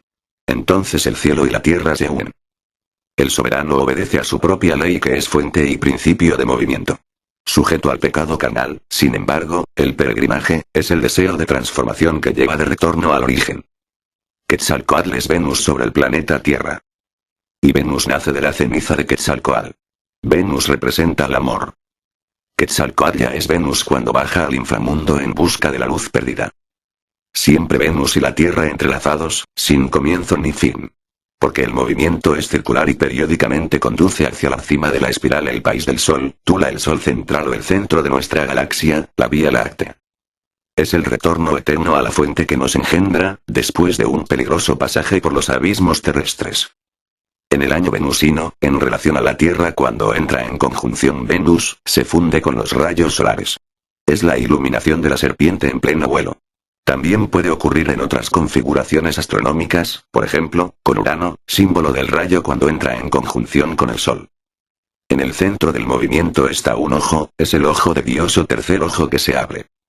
La era de Quetzalcóatl inicia en el 4 movimiento, o sea, una conjunción del Sol con el planeta. Entonces, alcanza su luminosidad más pura, su liberación. Venus es símbolo de totalidad, lo mismo que el caracol. El caracol, para los mayas es representado como la terminación de un ciclo, y Quetzalcóatl se funde en Venus al inicio de otro, convirtiéndose en el señor de la aurora. Todo en relación a la imagen del sol, tal como aparece en Migla. Los peruanos y el dios Aramumuru son los guardianes del disco solar. Una estilización en el corte del caracol, resulta en el signo de ojos estelares. La mano, también el símbolo de totalidad o acabamiento. Así que la mano y 3 cortes de caracol atravesados por una flecha, Sagitario, constituye el nombre jeroglífico de Quetzalcóatl después de su transmutación en luz. La mano y el caracol son jeroglífico de unidad y de acabamiento. Xolotl y Quetzalcóatl. Xolotl es el doble de Quetzalcóatl, su reflejo terrestre. Significa a la vez perro y gemelo. Se presenta al desnudo y contrahecho y sin embargo, lleva a la luz encarnada. Xolotl es representado cayendo del cielo, portando una antorcha. Xolotl tiene la misión móvil de llevar la chispa, de un extremo del mundo hacia el otro. Este es su tipo de movimiento. Una vez que Quetzalcóatl alcanza la iluminación representada por el pájaro, se pone en marcha para cumplir su misión. El doble de sol, es el tigre. De manera que el perro y el tigre, tienen el mismo valor simbólico. El viaje subterráneo es ilustrado por el tigre en marcha. Así que cuando Quetzalcóatl termina su misión, y es coronado señor de la aurora, es el tigre y no el perro al que se refieren sus insignias para evocar la victoria sobre las tinieblas. La luz se entrega en el país libre de gravedad, gravitación cero. Xolotl y tigre simbolizan también el rayo, el fuego celeste. El rey de Tula, pone puentes en algunas partes para facilitar el avance de sus discípulos. Xolotl, no lleva en los infiernos la partícula luminosa. Por eso el tigre sugiere movimiento, fuerza invencible, la obstinación, disciplina del discípulo. Xolotl y el tigre son guerreros por excelencia, peregrinos en el inframundo. Se trata de un esfuerzo sin esfuerzo. El objetivo es lograr que el tigre se humanice. En Monte Albán y el sur de Veracruz, se muestra mucho al tigre, como encargado del mensaje del Quetzalcóatl. Relacionado a esto tenemos la forma de hacha, símbolo del sendero viviente, o sea, caminar por el filo de la navaja. Es el signo del rayo del hombre tigre que frecuentemente también se refiere a los caballeros tigres, guerreros por excelencia. Se trata del esfuerzo por superar la materia que envuelve el fuego original y de la defensa de este fuego contra su posible contaminación por la inercia. Xolotl llega a aparecer con una máscara ciega, símbolo de la personalidad, y lucha por arrebatarle los restos de los difuntos, disputándolos con el Señor de la Muerte. Esta es la voluntad de salvar la existencia humana del aniquilamiento total. Además, Xolotl realiza la unión cósmica. El quincunce se refiere a los 6 puntos cardinales. Los 4 conocidos, y el que lleva como un eje hacia el cielo y hacia las profundidades. Es el jeroglífico del acto de unificación. Xolotl, cayendo a los abismos, expresa la idea de quinta región. Se refiere al centro y dirección hacia todas partes. Es el origen del quinto sol. El sol del centro, es el que rige en la era de Quetzalcóatl. Así que Xolotl, es Quetzalcóatl disfrazado de mortal. En este sentido es que Nanahuatzin es una simple variante de Xolotl. Antes que Quetzalcóatl transformara su corazón en el planeta Venus, permanece 8 días en el país de los muertos. Recordar la relación del número 8 con el gran arcano y el movimiento curvo y continuo de la serpiente. Xolotl, bajo el aspecto de perro, conduce a las almas de los difuntos a través del bajo mundo que solo él conoce, ya que solamente él ha regresado aquí. Por esto entre los aztecas los perros acompañan a los difuntos. Cosa diferente o tal vez demasiado coincidente es la de los egipcios, que simbolizan a Sirio con el perro y le llaman la estrella perro. Sirio. La creación del quinto sol requiere el sacrificio para de esta manera obtener el éxito. El que no logra convertirse en sol queda en la categoría de luna. Xolotl, a medianoche, desnudo y completamente solo, emprende pesadas tareas en el espeso bosque. Experimenta tinieblas y soledad al arrojarse a los infiernos. Pero a Xolotl lo sostiene su pasión, teniendo un estrecho parentesco con el dios del deseo. También se relaciona con Auteteo, el dios de la voluptuosidad. Iztlacoleuqui es el doble del ser divino y aparece con una máscara ciega que encierra todo el rostro y un bonete, atravesado por una flecha. Su nombre significa cuchillo curvo de obsidiana. Algunos lo reconocen como el dios del hielo o del frío. Cetl es dios del frío. El momento de la aurora es el momento más frío. Iztlacoleuqui simboliza la detención de toda sensación exterior, la muerte hacia el mundo. Tezcatlipoca es el estado de vigilia y dinamismo, el espectáculo de la vida, la maya, la ilusión. Significa el espejo humeante. Se representa como un dios, eternamente joven, y es el que camina mejor y primero. Como la movilidad del tigre. Es patrona de la casa de los jóvenes. Principalmente en guerreros. También estimula el líbido sexual, y al mismo tiempo figura como confesor, pues es el dueño de los bienes de este mundo, los cuales puede dispensar o recobrar. Amigo de los poderosos, que lo adulan o lo insultan, y es dueño de los esclavos de quienes es el protector titular. Tezcatlipoca preside el día de la muerte. No se refiere a una actitud interior, sino más bien a una condición humana, peligros mortales, esperanzas embriagadoras. Por eso es como un espejo que da humo, niebla o sombra. Sin embargo, a pesar de esa superficie opaca y deformadora, resplandece y refleja las cosas en su verdad perfecta. Con relación a esto, cuenta la leyenda que Quetzalcóatl, cuando ha bajado a los infiernos y habiéndose apoderado de las osamentas de sus ancestros, sufre miedo y pánico, y entonces, al correr hacia la salida del lugar, rompe los huesos de los que se había apoderado. Teniendo que dejarlos en los infiernos, de alguna manera esto significa que la genealogía biológica continúa sus senderos de mortalidad. Quetzalcóatl llora, y su doble Xolotl lo consuela. Entonces su figura aparece como ridícula, como un héroe que fracasa. Ilustración de los procesos que se viven hacia el desprendimiento de las apariencias de este mundo. Así es como tenemos el gran arcano, figura del infinito número 8. Donde hay una relación continua entre la tercera dimensión y su devenir mortal, el círculo inferior del gran arcano, con la multidimensionalidad y su segura inmortalidad del círculo superior del gran arcano. En Veracruz Xolotl aparece como Quetzalcóatl. También tenemos la relación de ambos con la mariposa, que representa la materia ígnea Kundalini. Quetzalcóatl es siempre portador de las flechas que arrancó al reino de la muerte. El tonayo está formado por 4 puntos en el cuadro, con él en el centro aparece ya como el jeroglífico del hombre planeta. Esto en realidad queda relacionado al quincunce, que no es otra cosa que una figura en cruz, deducida de 2 triángulos con vértice común. Recordemos los 2 triángulos yuxtapuestos en la nuca de Quetzalcóatl. Este símbolo innegablemente tiene relación con el Merkaba. En Tulancingo está el tonayo, pero solo más allá de Tulancingo encontramos el centro del quincunce, el Merkaba, retorno de Quetzalcóatl al paraíso. El corazón se representa también con el jeroglífico del quincunce. Lo mismo ocurre con el quinto sol. Yoyol significa corazón, derivado de Ojin movimiento.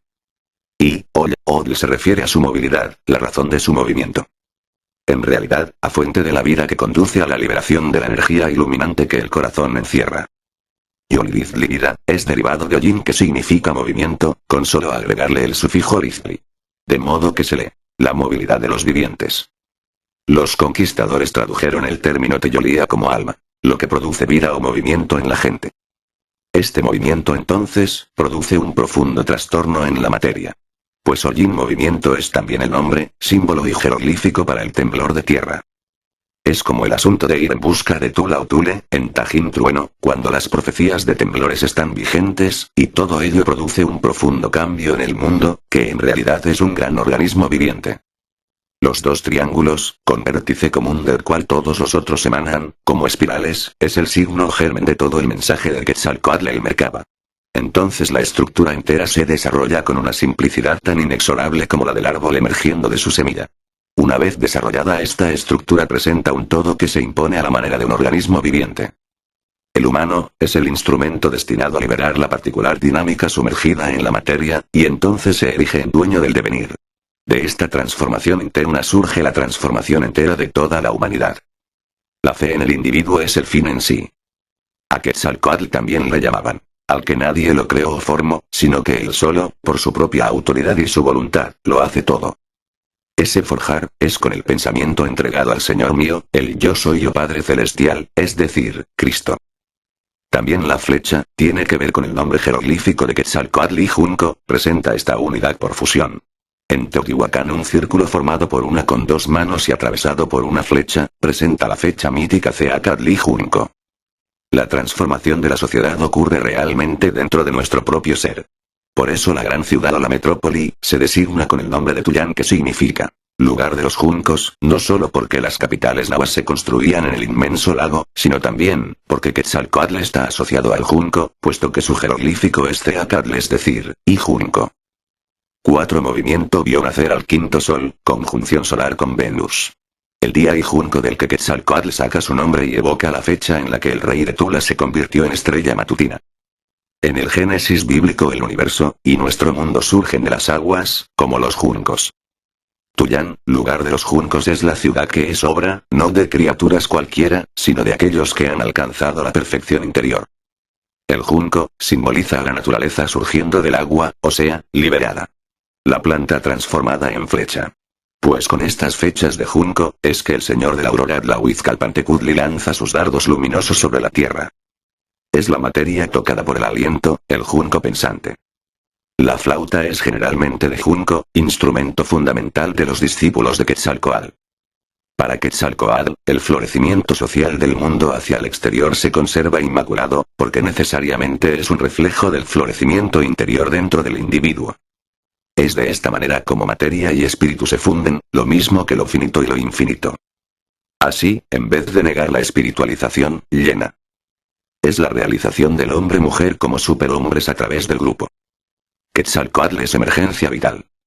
El lugar de juncos es donde moran los corazones iluminados, el Aztlán, o Ashram, lugar donde vive un gurú con sus discípulos, lugar donde el individuo se espiritualiza. La proyección hacia la realidad surge de la fuerza interior. Xolotl, es el quirón deforme, astronómicamente se refiere a un planetoide que se encuentra entre Saturno y Urano y se transforma en el quinto sol.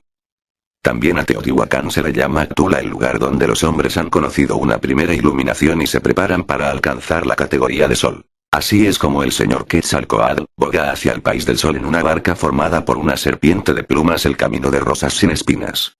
Y surge transformado en quinto sol. Xochipilli es el señor de las flores y todos sus emblemas son signos del alma. La flor, la mariposa y el pájaro, siempre representan al liberado, el camino de rosas sin espinas. La integridad individual o cósmica se realiza por medio de la acción sobre el mundo objetivo. El universo de Quetzalcóatl de Laurete Sejou recompilado. En una revista llamada El Enigma de los Mayas, se habla del misterio de Quetzalcóatl. Allí se explica que los toltecas vivían en un país llamado Toya o Tula. Se habla de Tula como la ciudad del altiplano mexicano y se piensa que fue allí, donde los toltecas permanecieron hasta la llegada de los chichimecas, un pueblo bárbaro venido del norte. Sin embargo, también podría tratarse del lugar llamado Tajín, dado que varios milenios atrás allí vivieron los toltecas. Cuando se habla de Tula, los sabios se han referido a esto, no solo como a un lugar físico sino a un lugar espiritual. Los toltecas no son solamente aquellas culturas semi-esotéricas que existieron hace 1000 años, sino que se trata de una cultura muy antigua. Algunos llegan a hablar de 100 siglos atrás. El Tajín está muy relacionado a los toltecas como Aztlán, la tierra original de los aztecas, lo está con la Atlántida. Lo que queda de los vestigios toltecas, son principalmente los enormes guardianes de piedra. Esos gigantes parecen llevar en su mano el atlatl, lanzadardos y sus pectorales tienen forma de mariposa. Los meses del año. El padre Sahagún se muestra harto confuso. Sin embargo, en su concepto, así como en el del conocido historiador Alfonso Toro, cuyas versiones son algunas de las antes expuestas, y en el de otros destacados antropólogos, la integración del puño azteca se hacía en la siguiente forma. Cada periodo de 20 días formaba un mes, y 18 de estos meses integraban un año. Es decir, 360 días, a los que agregaban otros días más de ajuste. Cada mes poseía un nombre, y un dios que lo patrocinaba. 1. Adlkawalo, que significa cesación de las aguas, o las sementeras no necesitan agua. Su deidad es Chachiulicue, diosa del agua, o la de la falda enjollada. Se supone que comenzaba el 2 de febrero, y se celebraba con sacrificios en honor de su diosa, y también de Tlaloc y Quetzalcoatl. 2. Tlacaxipehualiztli, que significa desollamiento o rito agrícola durante el cual se comía cocolli, es decir, pan retorcido. Su deidad es Xipe, dios de la siembra y cultivo, relacionado con el dios rojo Tezcatlipoca. 3. Tozoftontli, que significa pequeña vigilia. En este mes se bendecían las sementeras, a las que los labradores echaban incienso. Su deidad es Coatlicue, diosa de la tierra asociada con la primavera, madre de Huitzilopochtli, cuya falda es de serpientes. Otras opiniones relacionan este mes con Tlaloc. 4. Huitozoztli, que significa gran vigilia. En este mes, grandes y chicos acostumbraban a hacer sacrificios, punzándose hasta sangrar. Su deidad es Centeotl, dios del maíz, hijo de Tlazolteotl, esposo de Xochiquetzal. 5. Toxcatl, que significa cosa seca o soga. En este mes se acostumbraba a efectuar suntuosos bailes, a los que asistían las gentes principales, ricamente enjolladas con coronas y tiaras. Su deidad es Tezcatlipoca, nombre que significa espejo que humea, dios patrono de príncipes, hechiceros, salteadores y guerreros. 6. Etzalcoaliztli, que significa comida de frijol. Todos los dioses relacionados con la lluvia eran honrados durante este mes. Su deidad es Tlaloc, dios de la lluvia, que hace crecer las cosas importantes. 7. Tecuiluitontli, que significa pequeña fiesta del Señor. En este mes solíanse efectuar sacrificios en honor de Tlaloc. Su deidad es Huixtocihuatl, diosa de la sal, a la que se consideraba hermana de Tlaloc. 8. Huitecuiluitl, que significa gran fiesta del Señor. En este mes se daba de comer a todos los pobres, hombres, mujeres y niños. Su deidad es Xilonen, diosa de los gilotes o mazorcas de maíz tierno. 9. Mikailuitontli o Tlaxochimaco, que significa pequeña fiesta de los muertos, en la que se acostumbran dar flores. Su deidad es Mectecacihuatl, diosa o señora del infierno. 10. Hueymicailuitl, cuyo significado es gran. Ele fiesta de ellos muertos. Su deidad es Tonatiuh, dios del sol. Según otras opiniones el mes es Xocowetzi, que significa caída de la fruta, y su deidad es Xiutecutli, dios del fuego. 11. Ochpanistli, mes en que se ofrecía una fiesta a la madre de los dioses, en la que los sacrificios y aun el baile, efectuábanse en silencio extremo. Su deidad era Tlazolteotl Teteoinantoci, madre de los dioses. 12. Teotleco-Pachtontli, que significa la llegada de los dioses. Durante el último día de este mes se acostumbrase la fiesta. Su deidad era Quetzalcoatl, dios versátil y poderoso que significa serpiente emplumada, o, también, materia y espíritu. 13. Tepeiluitl, que significa fiesta de los montes, o Huipatztli, gran heno. Su deidad es Tepeyologli, corazón del monte, dios de las cuevas y también disfraz de Tezcatlipoca. 14. Quecholli, que significa ave preciosa. En este mes se acostumbraba a fabricar saetas y dardos para la guerra. Su deidad es Mexcoatl, que significa serpiente de nube, también caudillo tolteca, padre de Topiltzin, convertido en sumo sacerdote, Quetzalcoatl, quien abandona Tula al perder su lucha con Tezcatlipoca. 15. Panquetzaliztli, que significa levantamiento de banderas. Su deidad es el poderoso dios Huitzilopochtli, numen de la guerra y guía tribal de los mexicas. 16. Atemoztli, que significa baja o descenso del agua. En este mes se acostumbraba a honrar a todos los tlaloques, es decir, dioses de la lluvia. Su deidad era Mectlantecuyitli, señor de los muertos. 17. Titil, que significa encogido o arrugado. Su deidad es Ilamatecudli, diosa vieja o de las edades. 18. Izcalli, que significa resurrección, y tiene como símbolo la casa del dios del fuego, y un árbol. Su deidad es, precisamente el dios del fuego Xiuhtecutli, a quien también se le reconocía como señor del año.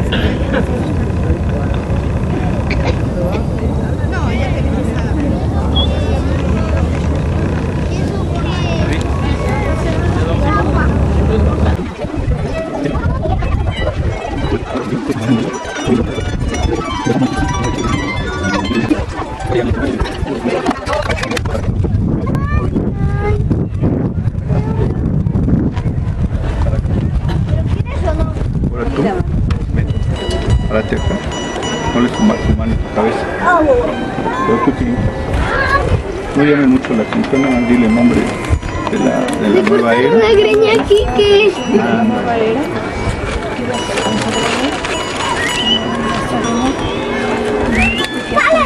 Realmente en un guerrero, tras estos 7 años de trabajo constante. Que así sea, por el bien de la humanidad y de tu misma evolución. Un guerrero de luz se llama. Un guerrero de luz. Ahora tú te haces para atrás para que Gracias.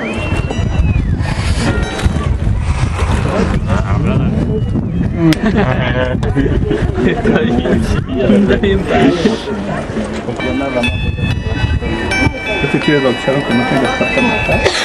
Este poquito. No, pero cuando te crezca más, Déjame crecer el cabello. ahora que te lo dejes Son crecer. vacaciones, aburres, córtatelo, córtatelo. Ya no lo entiendo. Tu voluntad y la nuestra que siempre. Padre, Madre, gracias Dios celestiales, gracias Magna Presencia, por haberme permitido servir en este ceremonial universal. Amén.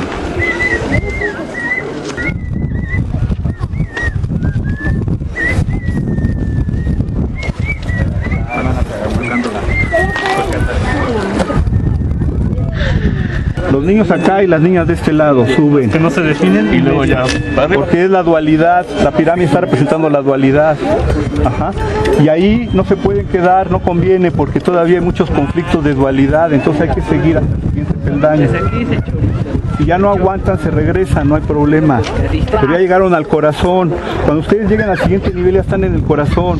Hay una reflexión fractal del ser humano en el macro, que es la pirámide. Si quieren seguir, suben, y en la cima vamos a hacer una meditación, que es la meditación Merkaba masculina, para polarizarnos completamente. Los que quieran estar con nosotros, bienvenidos, ¿ok? Entonces luego ya nos bajamos, cada quien por su lado, como quiera. Del camino podamos contemplarte. Gracias, Arcángel Gabriel. Las investigaciones, las entradas secretas de los ancianos, mano, pues esto es lo que ibas a hacer. Es que veníamos cuando no había seguridad. ¿Sí? Veníamos cuando no había seguridad. No, si vinimos contigo, nada más que nos dejaron, nos abandonaron, dijimos, pues bueno, estuvimos rodeando la pirámide.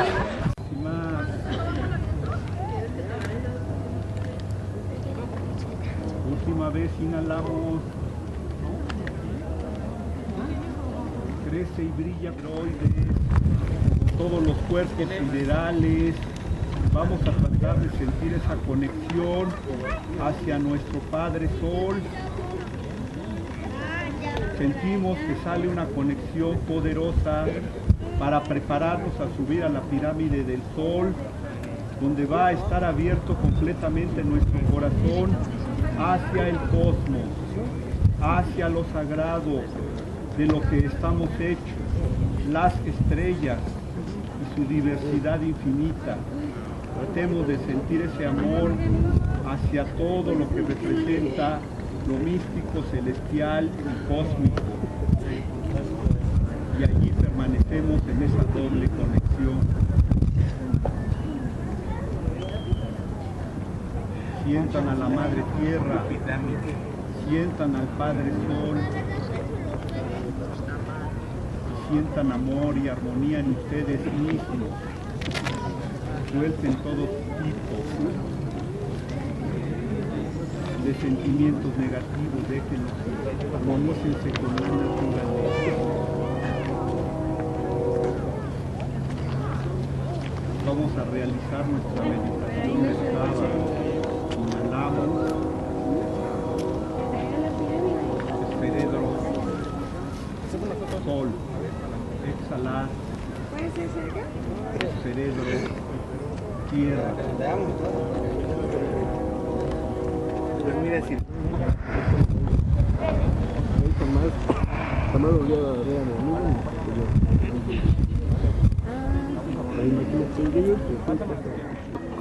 de cómo se creó el sol, la luna, de por qué la humanidad es como es. Trae una moto, trae un coche y una familia. Y me dice, ¿Cómo se siente un calor bien seco, seco? Sí.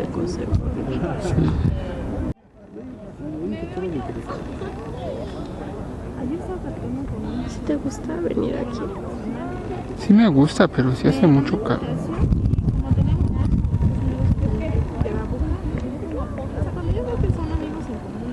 Y se vuelve incómodo, ¿no? Sí. Vamos a meditar, amor.